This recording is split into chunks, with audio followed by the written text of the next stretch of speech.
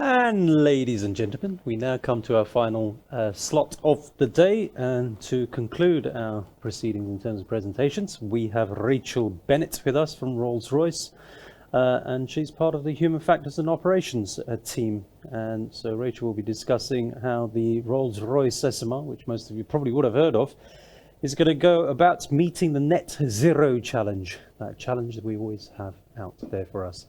Thank you, Rachel. Thanks, Jazz. So as Jazz said, I'm Rachel Bennett. I'm the Human Factors and Operations Lead for Rolls-Royce SMR. I'm speaking to you today on behalf of Alison Flower, who's our Safety Case Manager, who unfortunately couldn't make it to speak to you this afternoon. So I'm going to talk through 3 key points. So first of all, what is the Net Zero Challenge and why do we think that SMRs has a role in that? Second of all, what are the principles of design that affect the economics of nuclear? And then finally, what are some innovations in the Rolls-Royce SMR design that you might be interested in? So fundamentally, we all know what the Net Zero Challenge is. We understand that climate change is a big challenge. And thankfully, politicians globally seem to have realised that climate change is a real thing and that we do all need to address it. Every industry that we consider, whether that be transportation, industry, general heating of our homes, needs to understand how they can decarbonise their sectors.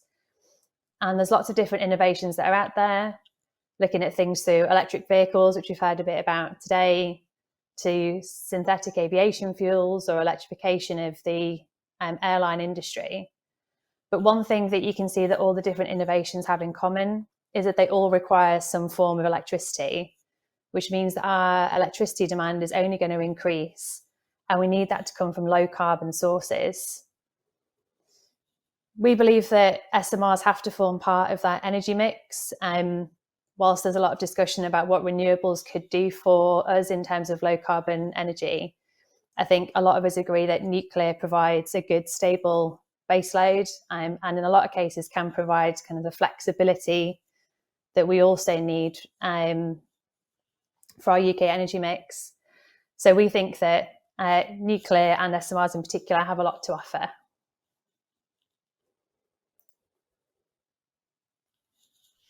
But obviously one of the criticisms that's always levelled at nuclear is that we cost too much and we come too late. And unfortunately that is something that we have seen happen in practice. It's not an unfair criticism, but there are a lot of outside factors which affect the nuclear industry. So the Rolls-Royce SMR design, right from when we started back in 2016, has been focused on 3 key principles to try and address those criticisms that are levelled at us. So first of all, how do we reduce the cost of nuclear? And for us, we've taken the route that we need to use proven technologies that are compatible with existing infrastructures. Where possible, use simplified and standardized equipment to open up the supply chain that's available to us. And finally, try and reduce some of the complaints that you see through other nuclear programs, whether that's in the operation of them or the build. Second of all, we need to improve the deliverability of it. So part of that is in reducing the time to actually build it. And then the second part is building it in the time that we say we're going to take to build it. So for us, a lot of that's focused around building this within a factory. And that means that we can try and maximise productivity across what we hope will be quite a large fleet of SMRs, both within the UK and globally. And then finally, we need to improve investability of the product. And a lot of that's linked to the 2 points above. If you reduce the cost and you improve the deliverability of it, then that makes it a much more attractive proposition for people. But we also need to try and minimise the build risk. So the time that we are going to be building it, try and make it as dependable as possible. Make it predictable and repeatable. And then, as I mentioned, because we also want to build these globally, we need to try and make sure that it can be compatible with different countries and their licensing regimes. So all throughout the SMR programme from 2016 to now, we've been trying to consider what problems are we trying to solve and make sure that any innovation that we introduce is addressing one of these key points, and not because it's a interesting thing to do, which is sometimes quite hard for engineers to stop ourselves when we see something interesting. So the Rolls-Royce SMR is a holistic integrated power station concept, which is something which is quite novel compared to some SMR and AMR designs out there, where they've been quite focused on the reactor technology.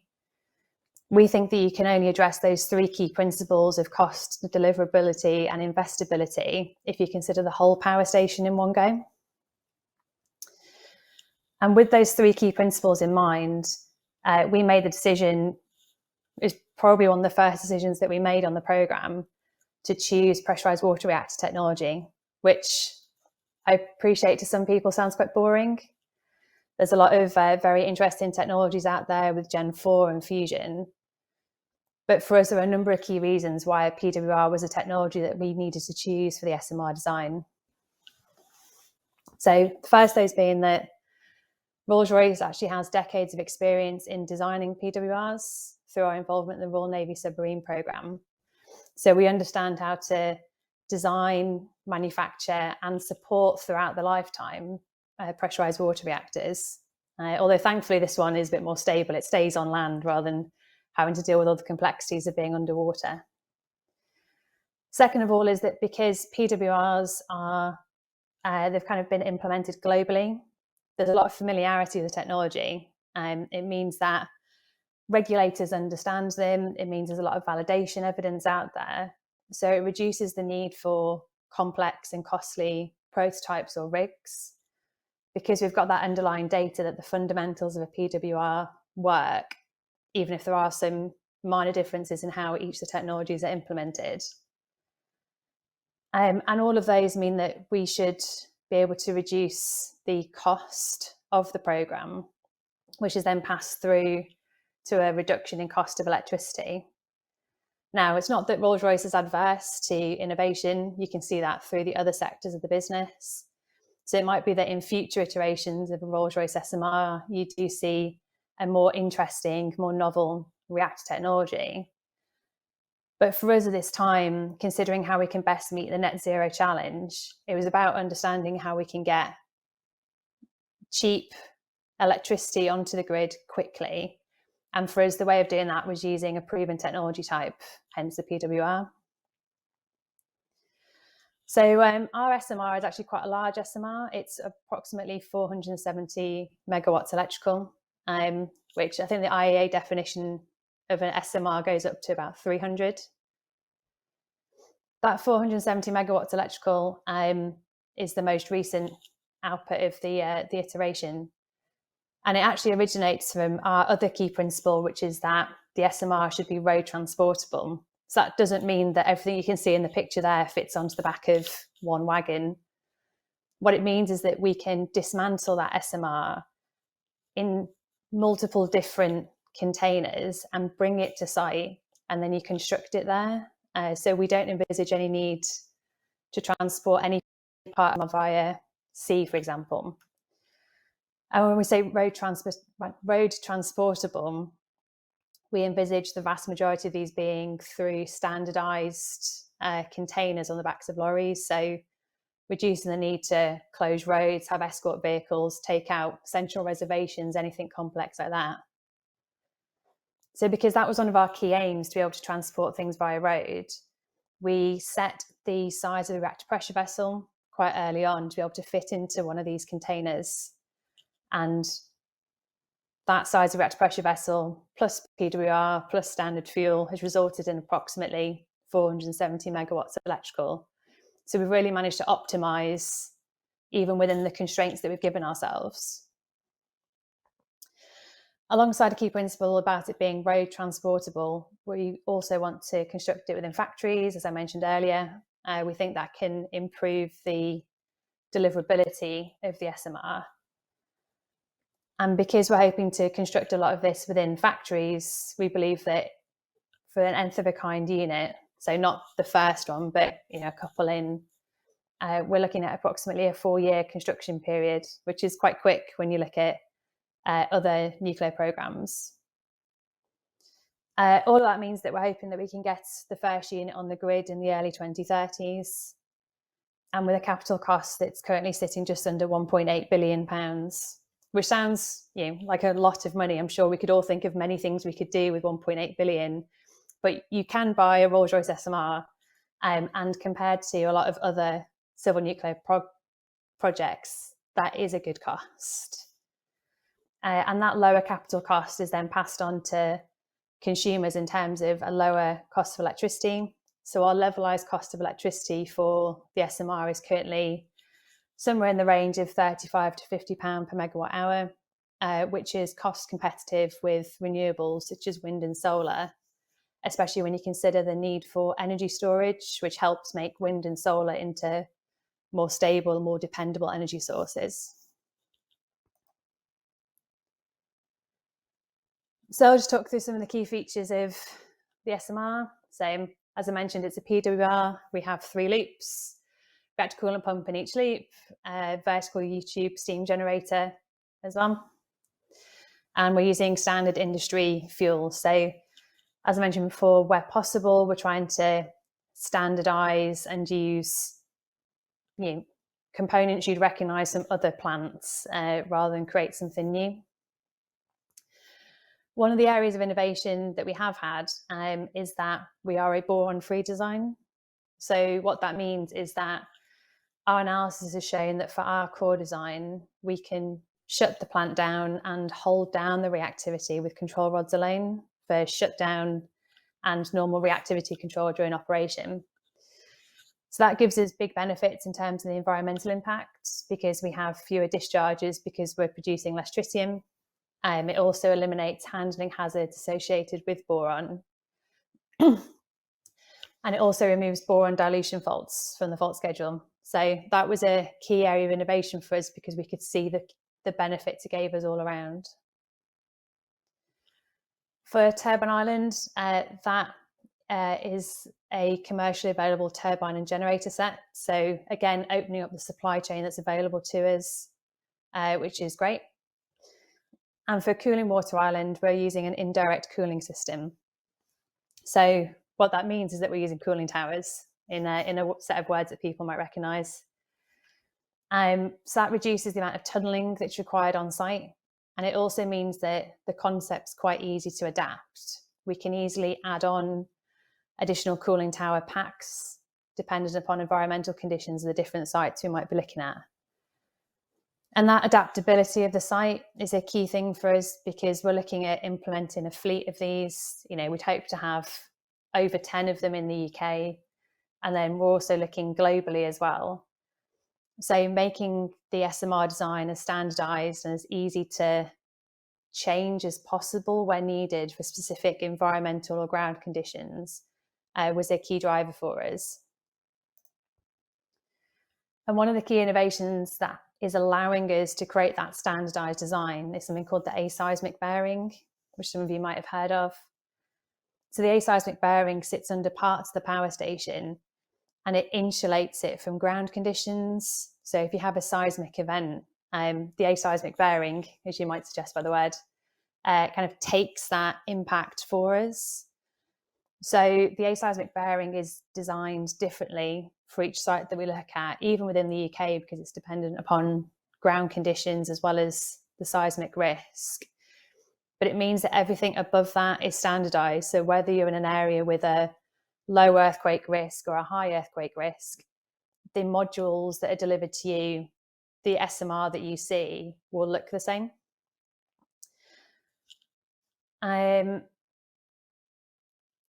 One other key feature of the SMR design is, obviously, as I mentioned at the start, there's going to be an increased need for electrification across all sorts of industries. So we're trying to make sure that the SMR can support lots of different uses. So whilst the initial thought was for electricity production for the grid, we've also been considering how you can use the SMR to provide electricity for desalination, to provide steam for district heating, to provide both steam offtakes and electricity for things like hydrogen production carbon capture. So we're trying to make sure the SMR is as adaptable to all the potential uses as possible, as well as adaptable as possible to all the different locations.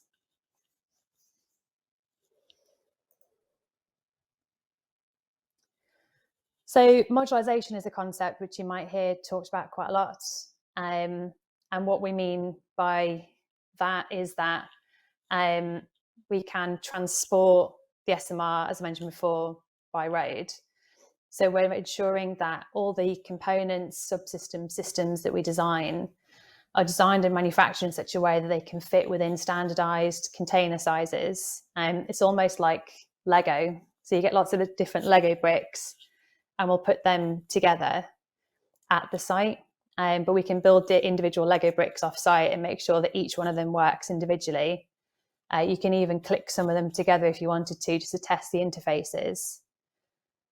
So it enables a production line approach to module manufacture. And as I mentioned, that standardization that we get from the aseismic bearing really enables that as well, because it means that regardless of where we put this SMR, the modules coming out of the factory will all be the same. Where possible, we're also trying to consider the use of commercial kind of COTS products. And that's where there's a real benefit from considering the whole power station at the same time, rather than a lot of concepts which go through generic design assessment as a reactor concept with some bits coming off of it. By taking the whole power station together, we can consider the safety categorization and classification of different structure systems and components, and consider, well, if we applied that function to component X instead of component Y, does that make it easier for us to use a different supply chain? Is it preferable for us to take that route rather than that route? Because we're looking at the whole power station holistically at the same time. And for us, modularization has to be done across the whole plant. You won't really see the benefit if you only modularize Turbine Island, for example. You need to consider how we do it across all aspects.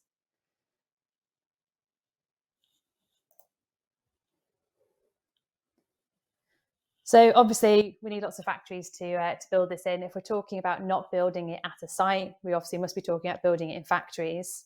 So Rolls-Royce SMR is currently designing 3 different factories.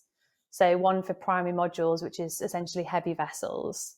One for civils, which will be a lot of the concrete structures, because you can still modularize concrete structures and then put them together at a site. And then the final one is mechanical, electrical and plumbing, or MEP modules. So that's where you get systems or subsystems, for example, kind of in a container size together. And there's a real benefit to being able to design the factories at the same time as we're designing the products, because as well as obviously having to design the factories so you can manufacture the product, we're also considering about how you really do design for manufacture, and how different features, for example, or different sizes of components can really influence how the factories look and how much they cost at the end of the day. So it means that we can avoid certain things like high and heavy loads in the factories or bespoke cranes, because we've found that through the early analysis we've done, that factory costs do increase kind of exponentially with weight and size of those lifts. So it was a good thing for us to identify early on to be able to avoid that. Another key benefit about these offsite factories is that we can do factory acceptance testing to try and reduce the amount of works that are done at the site. So within a module, you can put a system or a subsystem, test that at a factory to see that all the connections work, you haven't got any leaks, for example, ship that to site, and then you can connect it as part of a bigger system. And obviously you always are going to have to do commissioning tests at site. But if we can move as much as possible of that away from the site itself and into factories, it means it's much more easy to control. What is often referred to as the 4th factory is the site assembly facility. So that's essentially this big canopy that goes over the main part of the construction site. And we can do this because we have a small construction site. It's about 1.5 football fields size that would fit within the canopy. And it's not a novel idea, but it is a novel idea to apply it to nuclear. And the reason for wanting to do this is an early study that we did looking at the impact of weather at Wilford, just as an example site, showed that over a 4-year construction period, you could lose up to 641 days out of that 4 years, purely due to the weather not being appropriate for you to continue building. So whether that's because the winds are too high, it's too hot or cold for concrete, or it's just purely miserable for workers to be in. And that's a significant amount of time that you can lose off of the programme. And that's where you start to get the criticism that nuclear is late, because we are kind of held to account by the weather. So in this approach, we are protecting the product from the weather. You can almost work 24/7 in there. And that helps to create certainty on the plan. And that certainty on the plan and the reduction in schedule time means that we can have lower premiums on financing costs, which are a large part of the levelized cost of electricity. So that's where our LCOE is expected to be a lot lower than conventional nuclear. The other benefit of the site canopy is it does protect the environment from the product as well. So things like noise and light pollution are reduced from outside of the canopy, because that's all happening in a large tent, essentially.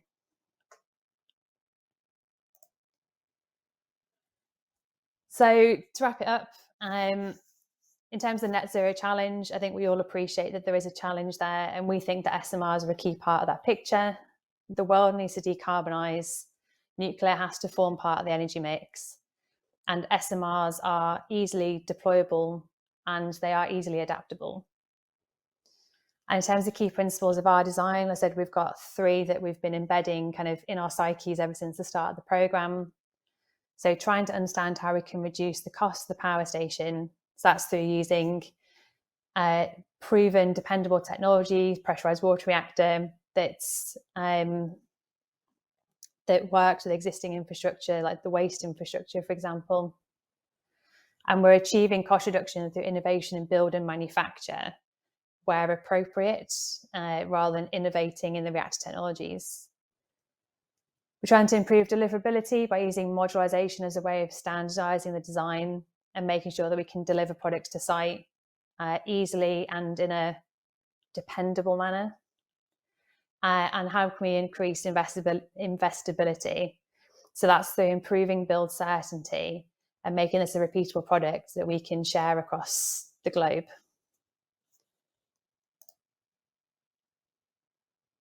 And there is a video, but I have a little timer that's telling me I'm running out of time. So I'm going to hand back over for now. And I'm sure we can share the video link somehow.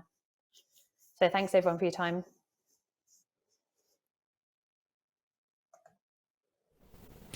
Oh, thank you very much for that, Rachel. Much appreciated. I think we'll try to make the video available offline if we can. Thank you very much for that. I mean, it really does concentrate the mind to think that we can now build a modularized SMR for around the cost of about 1.8 billion, pushing out 470 megawatts electric. So, you know, if you look at costs of large beasts coming in at around about 23 billion, you know, you could have roughly 12 of these and generate more megawatts for societal needs. Does concentrate the mind somewhat. I've just got a few techie questions, and I'll leave that thought hanging. I've just got a few quick techie questions. The first one is, you mentioned that there's no boron required in terms of shutdown. So what is your diverse line of shutdown if the rods fail to enter the core?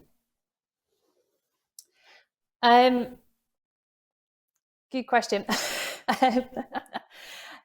So we do have different types of control rods that we do use for normal operation and for normal shutdown. For emergency shutdown, we do still have boron that we do inject. Right. Or can inject if needed, I'd say. So if it was shown that the control rods hadn't inserted for some reason, then we do have boron. But it's not our plan to use it for normal operation, which is where we can claim the environmental benefit. Understand. Okay, and then leading on from that is the design, like the idea of having a small footprint, and on that small footprint, you can then seismically, you can design in the requirements for seismology in whichever location you're looking at. What about other external hazards? Is there some standardization that you're looking at for other external hazards, such as flooding, high winds, etc.? Yeah, so in our requirements set, we've been considering quite extreme environmental conditions because we're keen to be able to deploy this globally. So for things like temperature, flooding, etc., we have been using quite stringent global environmental conditions in order to drive the design. For flooding, that's actually one of the initial reasons why we created the berm structure around the SMR, was that it does provide some benefit in terms of flood protection, because the water kind of helps spread it around the berm instead of it kind of hitting the site directly. But yeah, we because we've got those requirements embedded quite early on that consider the global application and global deployment of the SMR, that's where we get the standardization from. Okay, excellent. And then finally, quick answer then, before we finish. Should Bill Gates abandon his desire to build his own SMR and just buy a Rolls SMR for bargain at £1.8 billion? It does seem like a bargain, especially for Bill Gates. Absolutely. But yeah, I think you'd need a couple of our SMRs to run their data centers. And I'm not saying that Generation 4 technologies aren't possible, but for us, PWR was the best way of getting on grid as soon as possible and meeting that net zero challenge.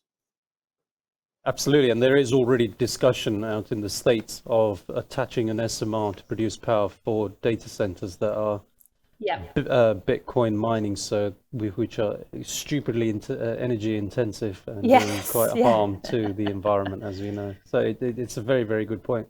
Great market you've got there. Might have to buy a few shares now. Brilliant. Thank you very much, Rachel, for that. It's been a great discussion on where we are with the Rolls, and since it's British as well, it makes it even more palatable to everyone, and hopefully everyone on this call. Thank you. Thank you very much.